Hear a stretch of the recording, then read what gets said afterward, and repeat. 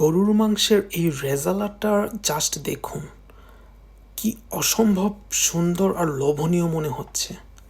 কদিন আগে আমার বউ তার ডাইনিং টেবিলে আমাকে দাওয়াত দিয়েছিল, চলুন দেখি আসি কী কী খেলাম। শুরুতে ছিল মাছ ভাজা, তারপর সবজি, মুরগির মাংসের কোরমা আর এই গরুর মাংসের রেজালা, সালাদ। শুরু করেছিলাম মাছ ভাজা দিয়ে। এটা রুই মাছ ছিল।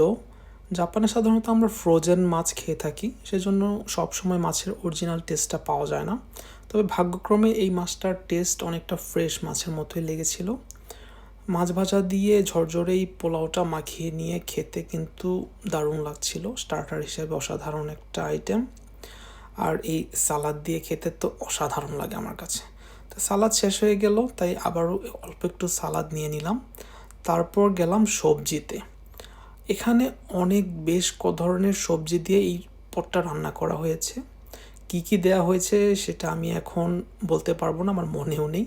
তা আমি খেতে খেতে এই যে এই ছোট্ট ব্রোকলির পিসটা খুঁজে পেলাম। সবজির মধ্যে আমার পছন্দের কিছু সবজি আছে, তার মধ্যে ব্রোকলি একটা।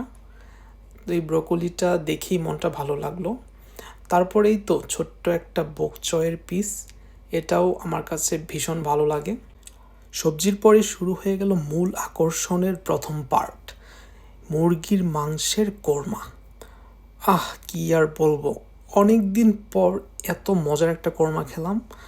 এত ক্রিমি আর এত ইয়ামি ছিল, এটা ভাষায় বর্ণনা করা যাবে না।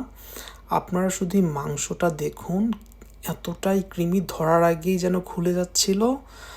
আর এত সফট আর এত জুসি, মুখে দিলে মনে হচ্ছে যেন কোনো ডেজার্ট খাচ্ছি। হালকা এক ধরনের মিষ্টি একটা টেস্ট এটার মধ্যে লেগেছিল। যতক্ষণ খাচ্ছিলাম শুধু মনে হচ্ছিল স্বাদটা শুধু মুখের ভিতরে চাবাতে চাবাতে নিতেই থাকি, এটা না গেলি। যাই হোক, এটা খাওয়ার পর তারপর চলে গেলাম আমাদের মূল আকর্ষণের দ্বিতীয় পার্টে। এটা হচ্ছে শুরুতেই দেখানো সেই গরুর মাংসের রেজালাটা।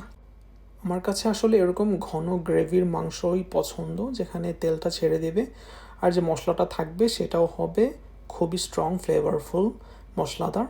আর মাংসটা তো দেখেই বোঝা যাচ্ছে, ধরতে না ধরতেই খুলে যাচ্ছিল, খুবই সফট আর জুসি ছিল ভিতরটা। মাংস দিয়ে খেয়ে নিয়ে তারপর লাস্ট আকর্ষণ, সেটা হচ্ছে সাবুদানার পায়েস। এটা এখানে ভীষণ মিস করি। বাংলাদেশে থাকতে প্রায়ই খাওয়া হতো, জাপানে খুব মাঝে মাঝে খাওয়া হয়। ঝালঝাল মুখটা এটা দিয়ে মিষ্টি করে নিলাম। এই তো আমার দাওয়াত।